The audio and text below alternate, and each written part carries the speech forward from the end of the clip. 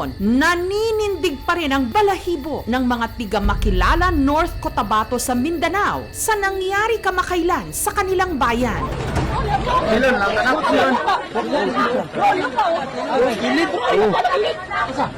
Kusina! Si Mama.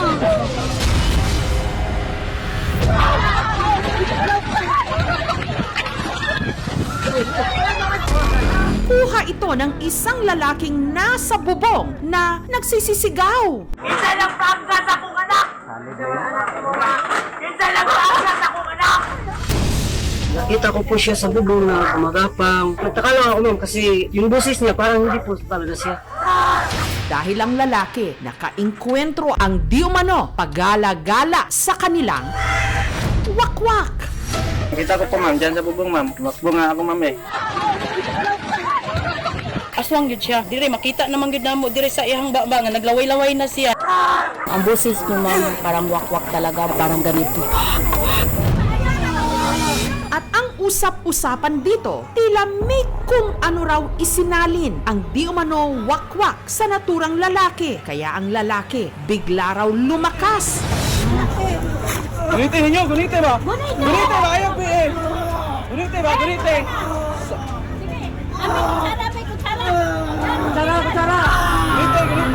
Kaya ang mga residente nagtulong-tulong na talian siya. Gunite ba? Gunite. Gunite ba? Oh, tak ano lo siya. Lain na po yung kuan ba. Takdan siya ba. Ingon sa mga tao nga siya aswang na daw, patakda na daw siya.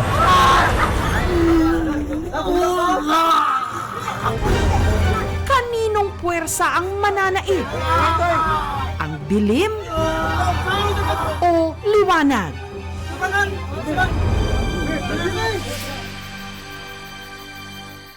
Ang lalaking di umano'y inatake ng aswang, si Jay, na lakas loob na nagpa-interview para patunayan ang kakatuwang nangyari sa kanya at sa kanilang bayan.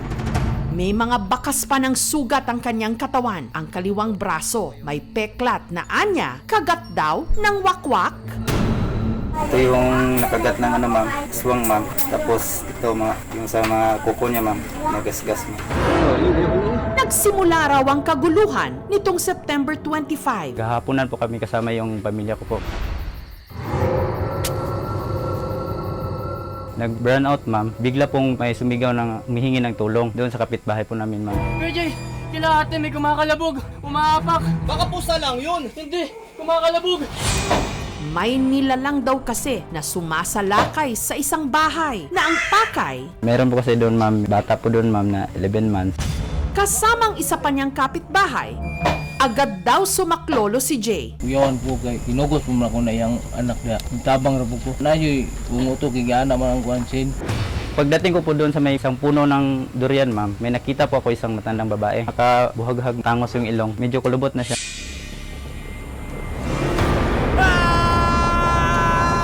Sa takot na kuhanin nito ang sanggol, si Jay lakas loob daw na hinarap ang di umano wakwak. Kinaladkad niya ako papunta doon sa masukal. Ang tunog niya po eh, ah! Tapos kinagat na po niya ako dito, nawakan din ako dito. Anyong tao po siya ma'am, pero yung tunog niya is parang hayop ma'am. Para rin akong kinagat ng aso. Hanggang ang kanyang nakasagupa, bigla na lang daw nawala. Hindi ko po siya narinig ma'am na tumakbo or lumipad. Bigla lang pong naglahok. Pag-uwi ni Jay, dun na raw siya naging mabangis. Isa lang panggas akong anak! Gahi naman kay siya, ako ano siyang gigakos. Ang ibabahan mo kung natumba siya sa yuta. Nga ako nagtulong, ako mismo nagsabi sa kanila nga itali si Jay dahil malakas siya eh. Gunite ninyo, gunite ba? Gunite ba? Ayaw po eh. Kaya tinawag nila ang mananambal na si Nanay Nena. Kinabahan talaga ako. Yung buhok ko ma'am, parang ganyan, tanan, lahat. Iba na ang mukha niya, tapos iba-iba ang tinig. Si Jay pinahiran daw at pinainom ng langis. Inom. Sabi ko, labas ka dyan. Mag-surrender ka sa Panginoon. Isang buti at kalahati ang napainom ko sa kanya. Wala ma'am, humit nila.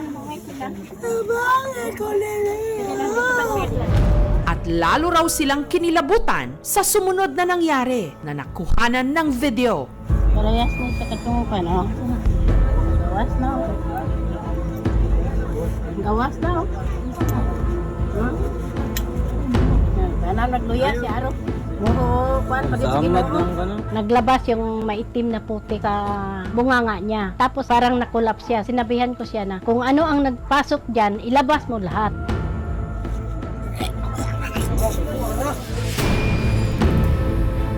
Bato!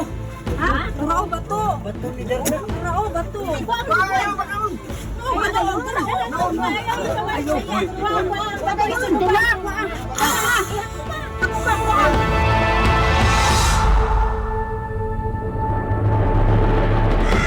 Susunod! Isa lang pagka sa kong anak. Lalaki sa makilala North Cotabato na di umano nakaengkwentro ang wakwak. Parang may isinalin daw sa kanyang kapangyarihan. Ay, napak-ano na siya. Lain na po yung kuan ba? Takdan yun siya ba? At matapos siyang gamutin ng mananambal, ang lalaki, meron daw isinuka.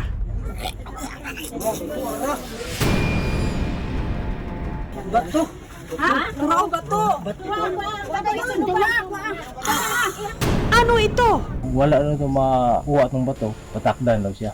Ang mga opisyal ng barangay naman na nag-imbestiga, meron din daw kahindik-hindik na natuklasan. Sa informasyon na nakalap ko, sa oras na yun, Ang pagpapatuloy ng kwento na bumulabog sa mga tiga-makilala North Cotabato.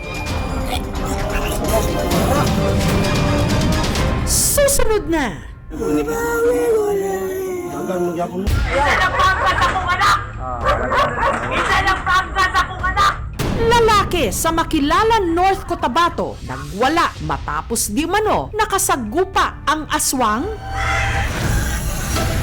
Ay, napak-ano na siya. Ang ingon sa mga tao nga siya aswang na daw, patakda na daw siya. Iba na ang mukha niya, tapos iba-iba ang tinig. Pinahiran daw siya at pinainom ng langis.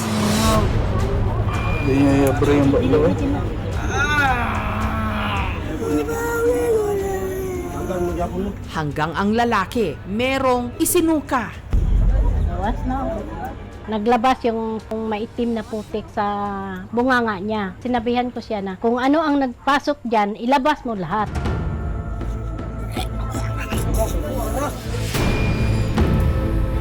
Bato! Ha? Turao bato. Bato ni Darna! Turao bato.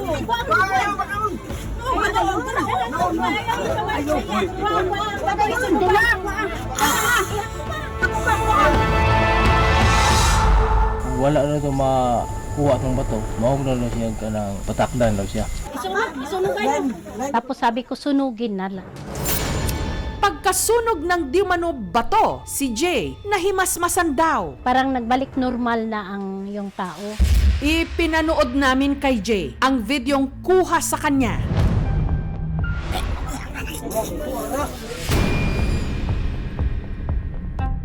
Pero wala raw siyang maalala. Naawa po talaga ako sa sarili ko, ma'am. Nung nakita ko po yung video na yun, ma'am. Hindi talaga yun magagawa ng normal na tao, ma'am. Sa paglilibot-libot naman ng mga opisyal ng barangay, wala naman daw silang kakaibang naispatan. sa informasyon na nakalap ko, ay nag-iinom sila ng tuba. Habang patapos na sila sa kanilang pag-inom, doon sumigaw yung kapitbahay nila para humingi ng saklolo. Konti na-influensyahan sa ala kasi nag-iinuman sila. Isa lang pagka sa kong anak. Nangyari na po sa kanya yung dati nung nakainom din po daw siya doon. Palagay ko, ma'am, hindi naman siya naging anyong aswang, ma'am, eh. Kasi pag nakainom talaga tayo, ma'am, magmamaoy tayo, eh.